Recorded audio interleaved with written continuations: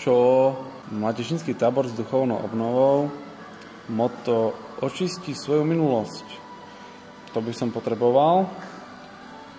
30 eur to není. Som čítal tak, že 25 eur. To asi bude stará pozvánka, alebo neviem čo, ale to nevadí. Minulosť, prítomnosť, budúcnosť. Nie je to zlé.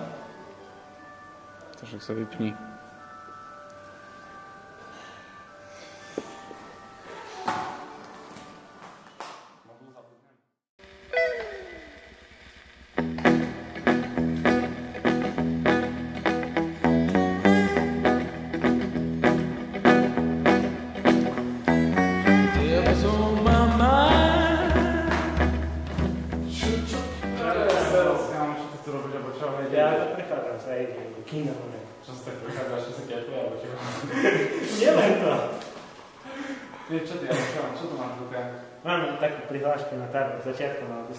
Počúvaj, idem teraz aj na party a nechcem ešte také tu, akože videl som to na Facebooku, tam dajú tú prihlášku, ale neviem.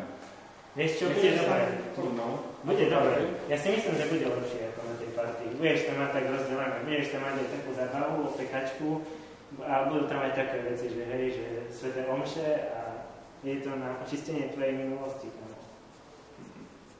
Tak ako, môžem o tom povedať. Ukáž mi to, čo tam sa píše? Keby si, a keď pôjde, ja idem takisto. Svojím podpisom sa prihlasujem na tabor.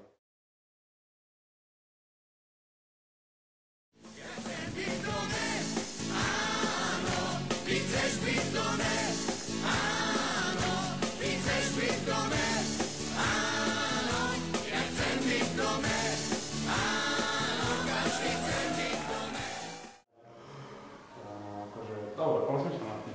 Dobre, tak potom mi daj vedieť, že čo a ako. Dobre,